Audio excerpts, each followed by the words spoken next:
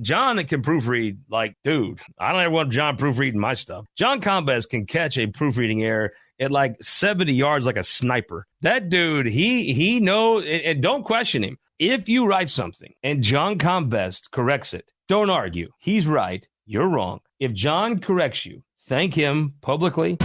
Welcome to the BJ Show. Let's rock and roll. Rock and roll. Come on, everybody. Let's lose control. Brad and John never wants to follow. Yeah, ready for the ride. It's the BJ Show.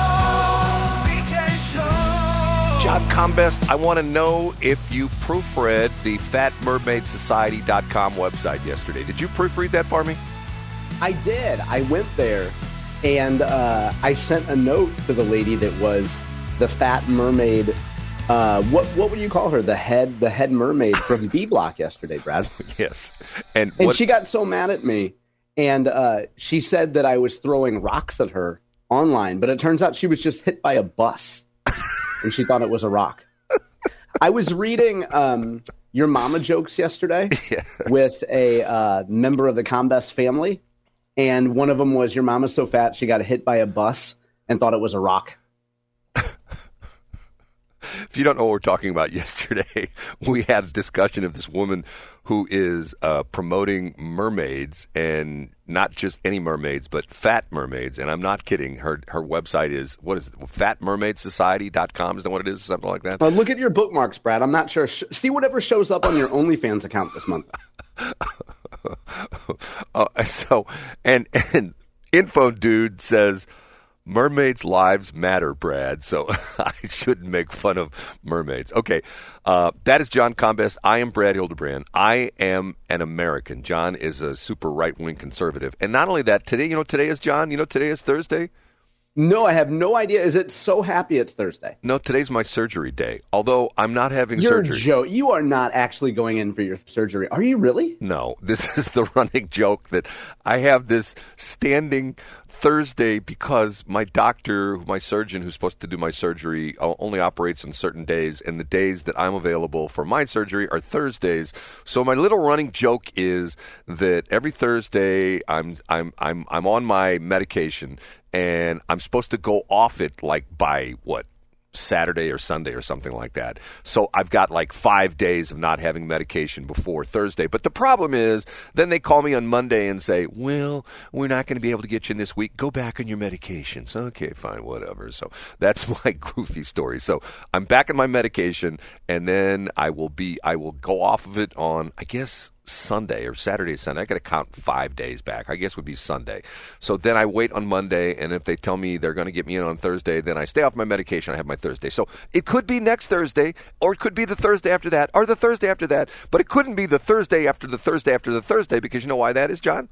Because that's probably a major Christian holiday. Yes, it's Christmas, so they won't have it. Okay, one thing before we get into John's thing. I haven't promoted this enough, and I have a sign here in front of me reminding me to do. 956 Westplex. That is the line where you can text us, or you can leave a voice message, which we will play on the air. We can't guarantee we're going to play it, Brad, because now you're inviting people to leave lewd things, and then you're going to break your promise by not playing it. I'll just chop it up. Okay, go ahead. Put it in the sorry to interrupt. Go ahead. 956 Westplex. That's 956-937-8753. 956 Westplex.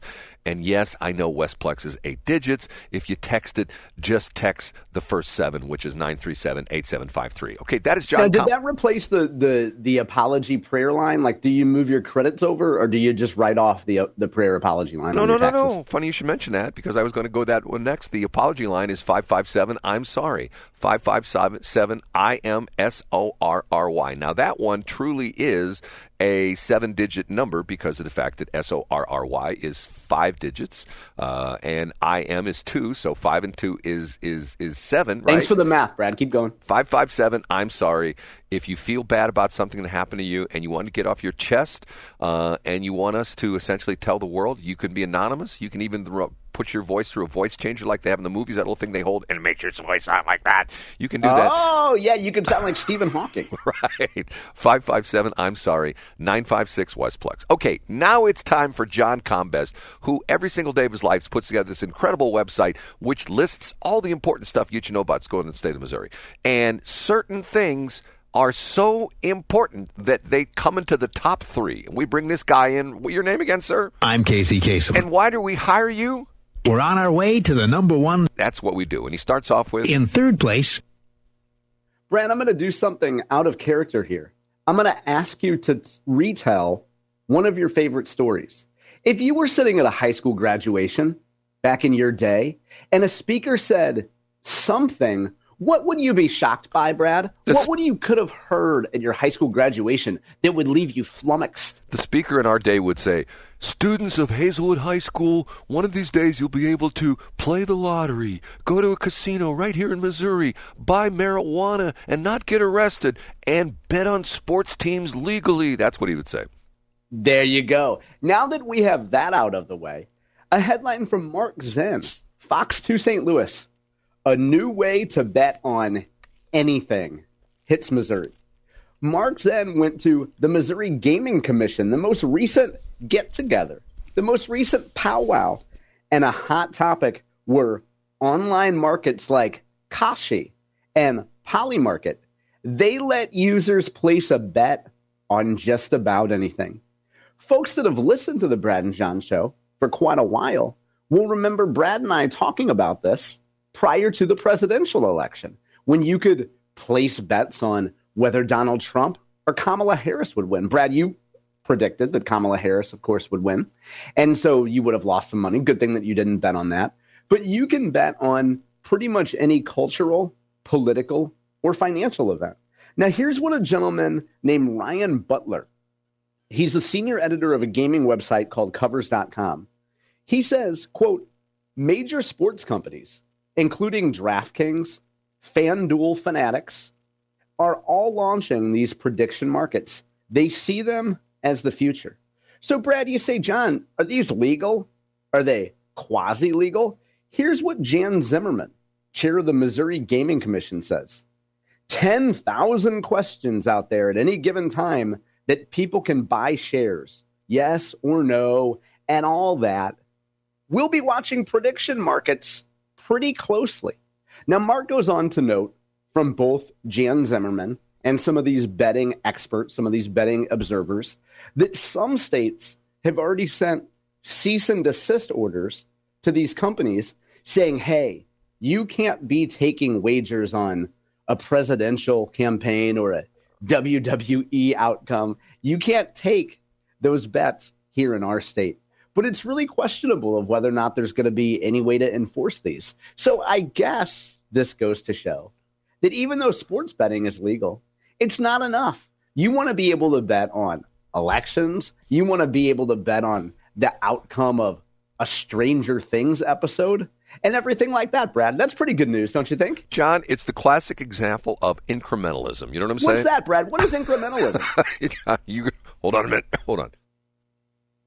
And while Brad clears his throat, some of you think back to high school and college, you could call this the just the tip theory. Brad, what's the just the tip theory? It's the tip of the iceberg is what that means. Tip of the ice, tip of the spear. Right. Okay.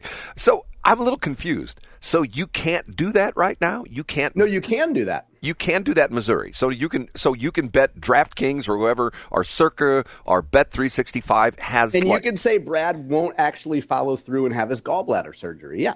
That's legal right now. Absolutely. So, okay, I heard somebody the other day talking about this. Funny you should bring this up. They talked about some guy, supposedly, who bet a ton of money was the poly markets around in 2015? Do you know that? Was the what? The poly market. Was poly market around in 2015? I don't know. I'm not sure if it was around that long ago. Well, I heard the story that somebody bet a big chunk of money in 2015 that Trump was going to be the president in 2016. He was going to win the election, and the guy won like $100,000 or some crazy amount of money like that. So right now, if I would go to one of the DraftKings or one of the apps on the phone, I could find these Polymarket or these prop bets. Yeah, you could find these prop bets that said, you could bet on the outcome of a cultural event or whether or not NASDAQ will cross some certain benchmark before the end of the year, things like that. Man, I don't know. I don't get it. I don't understand it. I just don't You understand. would be able to, Brad, that was one of your key quotes from yesterday. This whole thing, I don't know. It's crazy. Now, we're going to save that for number one. But until then, can we get to story number 2? Up a notch to number 2. Oh, some good news yesterday. And if you read between the lines, you'll see an elected official front-running the federal government. I kind of like it when that happens. Here's a headline from Jason Rosenbaum of St. Louis Public Radio. U.S. Army Corps to spend more money to clean up Coldwater Creek. Jason writes, more funding is coming to help clean up Coldwater Creek. In a press release, the U.S. Army Corps of Engineers, St. Louis District, said that it would spend $40.5 million on accelerating the, quote, remediation activities at the St. Louis airport, blah, blah, blah, which includes Coldwater Creek and the St. Louis downtown site, end of quote. Excuse me. Jason runs a quote here from a guy named Colonel Andy Pannier, the district engineer and commander of the St. Louis District, in a statement. So this money is on top of what was already coming for RECA, which is Radiation Exposure Compensation Act. Now, what I like about this story, the little twist here, is Rosenbaum notes, before the Army Corps of Engineers made its announcement, Senator Josh Hawley praised the decision on his X account. So in other words, Josh is front-running the federal agency. I like that. I think that's Senator Hawley's prerogative. When you go out and you get the money and you drive for change, you be the one that breaks it on social media. I like that from the Hawley office. Here's what Hawley wrote, or here's what Hawley's staff wrote, attributed to Hawley.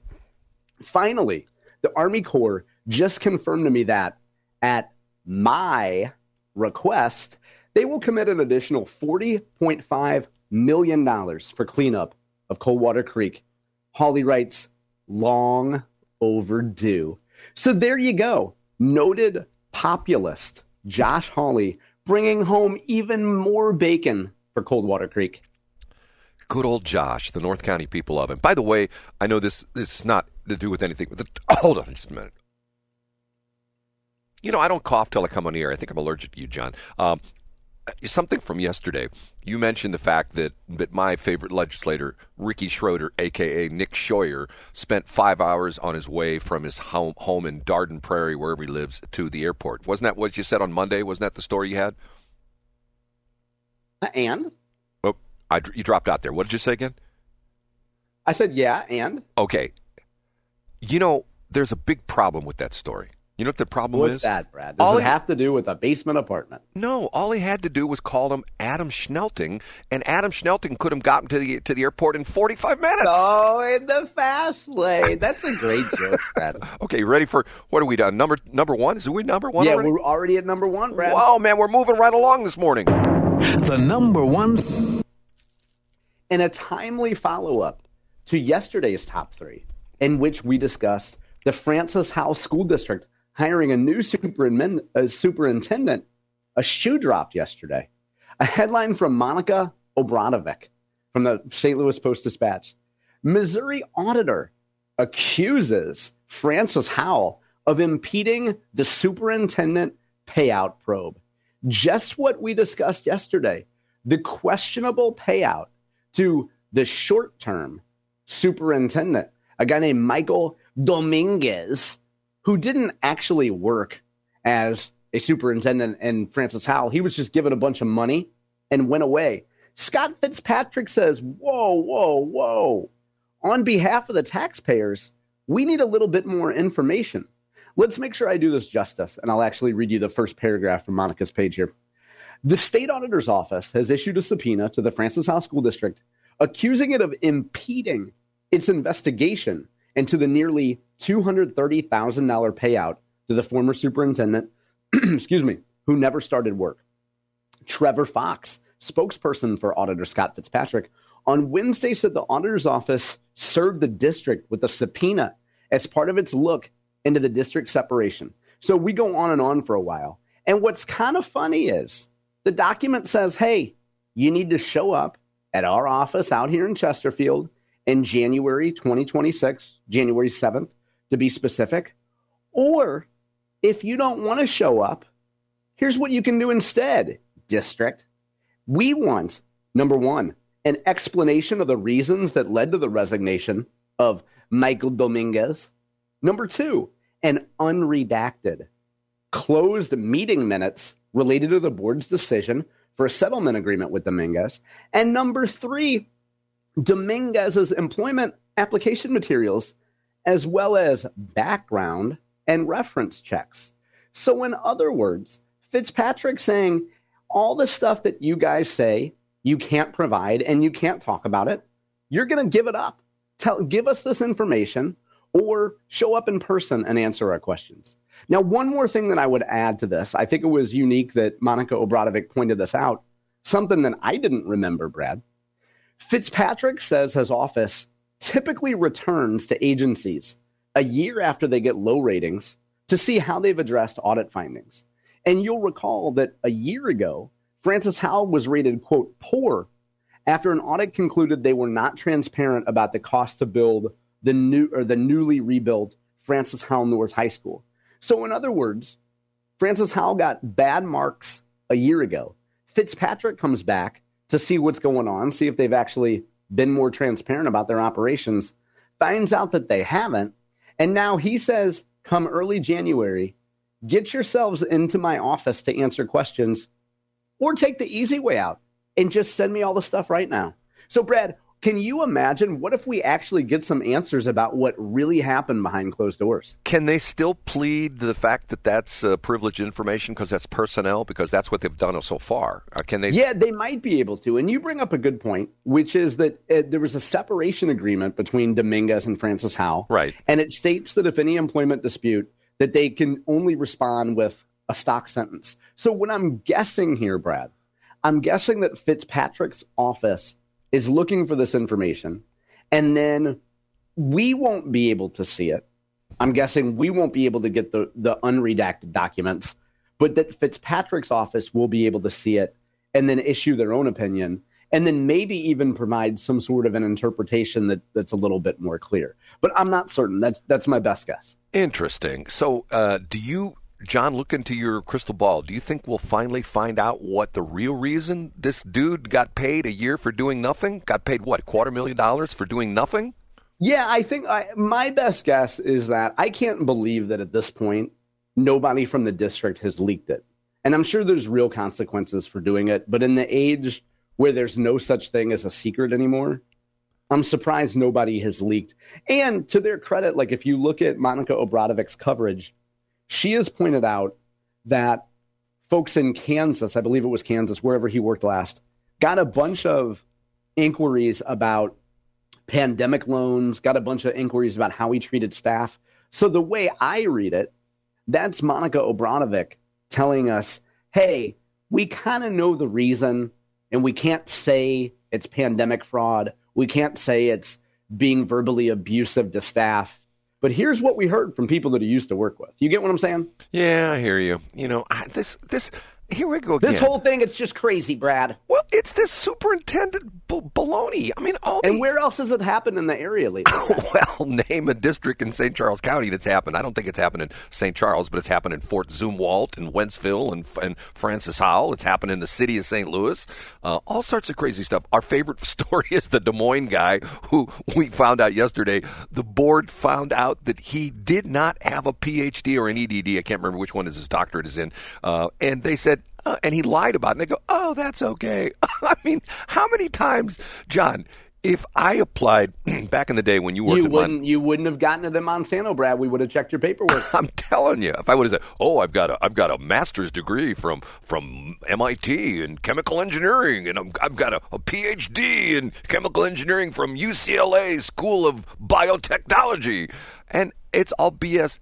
What would it take, about a day for them to say, sorry, buddy, but you lied, right? Wouldn't that be about a day? Yeah, I don't know. I mean, I think immediately, Brad, they would see your crippled state and they would say, hey, we found another diversity hire.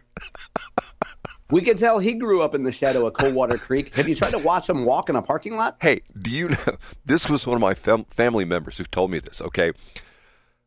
From their birth till where they are right now in life, they have lived in every one of, I shouldn't laugh about this, every one of the zip codes that has the radiation stuff now, the RECA. Oh, nice. And is that including the city, or is it just North County and Weldon Spring? It includes every single zip code, which includes Wow. St. Louis County, St. Louis City, St. Charles County, every single zip code. I'm thinking to myself, man, that's not good They can news. actually get, Josh Hawley has in his most recent bill, kind of a subway stamp card. And if you go and you show that you had residency there, you get a stamp in every zip code, and then you can turn it in for non-Hodgkin's lymphoma. Okay, we got to get to B block. I want to throw something out to you. Think ahead here to C block. Okay, C block. Interesting discussion yesterday in 97.1 involving two names which were very top of mind awareness a year ago. Matter of fact, a little bit over a year ago. We go back to and one of them's going to be a political consultant. No. Wrong. Two names. Will Scharf and Andrew Bailey.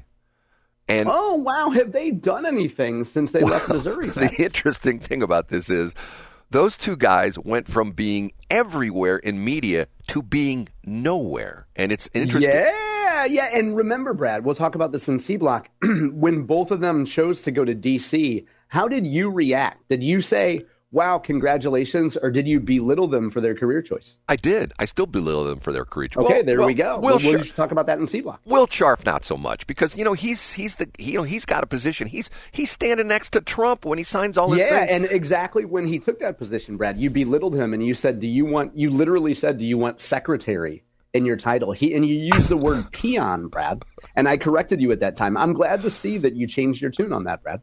Well, he's still a peon, but we'll leave it at that. Okay. Yeah.